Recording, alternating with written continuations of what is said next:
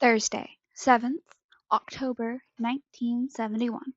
It was especially important to keep his secret to himself now, because Remus was being watched by McGonagall, who still raised an eyebrow when she saw he wasn't taking notes, by Madame Pomfrey, who was always trying to get him to stop by the hospital wing for a quick checkup, and by Snape, who was still furious that he couldn't figure out how the itching powder incident has happened. Remus might have been able to bear all of these interferences if it wasn't for a fourth person observing him.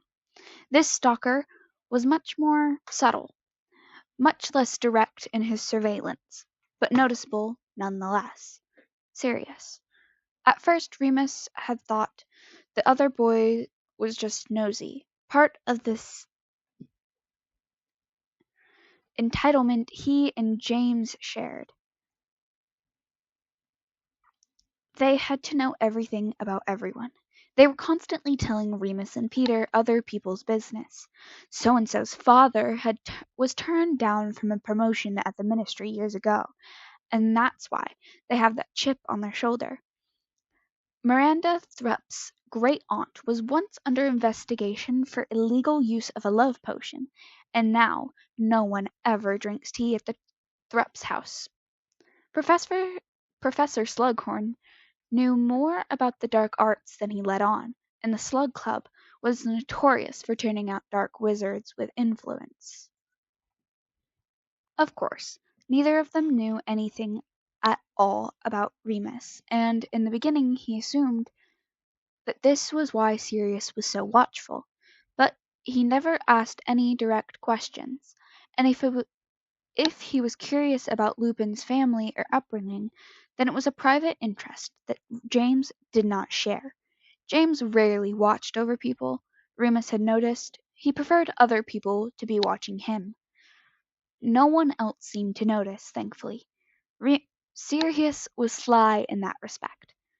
Only very occasionally Remus managed to catch him unawares, staring intently with those deep blue eyes. He didn't even have the shame to look away when he was caught, only softened his gaze into a friendly smile, which Remus was obliged to return. That Thursday they were finishing their homework in Gryffindor Common Room. Well, James was finishing Remus's homework, having completed his own. He'd offered to do it in return for Remus teaching him that Upfox spell, and despite his pride, Remus had acquiesced. He really didn't want another detention with McGonagall, and James was good at imitating other people's handwriting. Sirius was completing his own essay, and had already written 3 inches extra on the use of lacewings flies in transformative droughts, plus diagrams. There were books strewn all over the table they'd claimed for themselves, along with inkwells and scrunched-up rolls of parchment. Peter was trying to levitate an apple and get it into the waste-paper bin, 4 feet away. So far he could get it up in the air, but then it wobbled and fell back down again. Frazzled, Peter ran his fingers through his hair again and consulted his text. "You'll get it, Peter, don't worry," James murmured, not looking up from Remus's paper. "Keep at it." "I'm trying," Peter whined. "I'm sure it's the movement I'm getting wrong. The book says to use a smooth, serpentine action, but I'm not sure."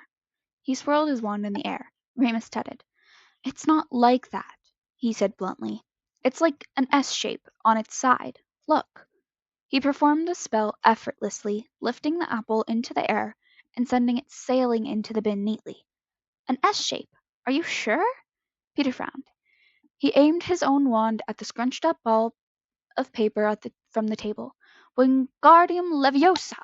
he chanted, waving his wand in the same way Lupin had. Surely enough, the paper flew shakily upward, then flew with slightly less grace into the bin, bouncing off the sides as it fell to the bottom and landed beside the apple. Peter stared wide-eyed. "I did it!" he gasped. "An S shape? Why didn't it just say that in the book? Well done, Pete, James said, looking up and smiling. He took his glasses off and rubbed his eyes. You should be a teacher, Remus.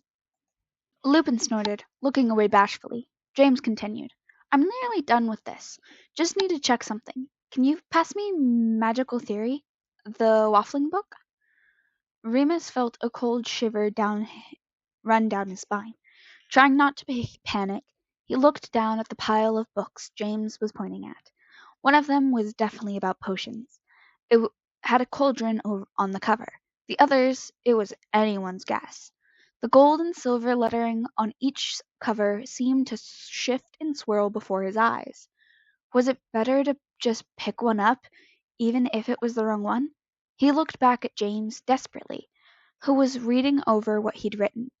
Peter was too busy levitating more balls of paper to notice Remus's turmoil.